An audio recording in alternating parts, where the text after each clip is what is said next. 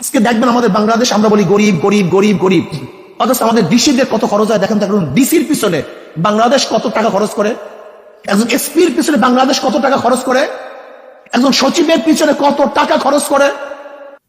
আমাকে বলুন, যে বাংলাদেশ আমরা বলি গরিব রাষ্ট্র, সেই রাষ্ট্রের একজন আমলা কর্মচারী যদি হাইফাই গাড়িতে চলে, তাহলে অবস্থাটা কি? আমাকে বলুন তো। ওরা তো চোর, ওরাই তো ডাকাত, ওদেরকে আমি সেই বাহানে নিয়ে এসছি। আপনি জানেন যশোরের বাংলুরের অবস্থা দেখেন, যশোরের ডিসির যে বাংলুরটা আছে সেখানে কত একর জমি আছে জানেন আপনি? কত একর জমি সেখানে, এটা মনে হয় কান্ট্রি, এটা রাজত্ব। সে মানুষ মনে করে না, এই অফিসার, এই গার্ড, এই সেই, সে মনে করে মানুষ না। এর জন্য আমি প্রধান উপদেষ্টার কাছে লঙ্গি পরে গিয়েছিলাম। কেন? এই সংস্কৃতি পরিবর্তন করুন, যে ভাব ভূপ পরিবর্তন করুন।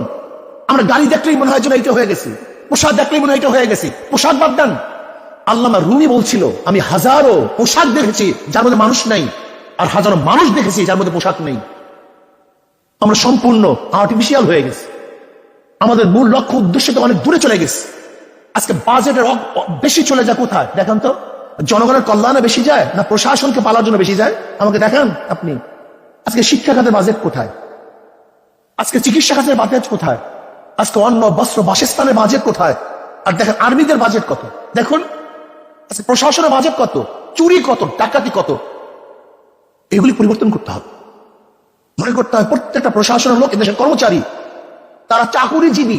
চাকর মানে চাকুরগিরি করে যে জীবিকা নির্বাহ করে তার নাম চাকরিজীবী। আইনজীবী যে আইন ব্যবসা করে জীবিকা নির্বাহ করে আইনজীবী। বুদ্ধিজীবী যে বুদ্ধি বিক্রি করে নিজের পেটটাকে চালায় সে হলো বুদ্ধিজীবী।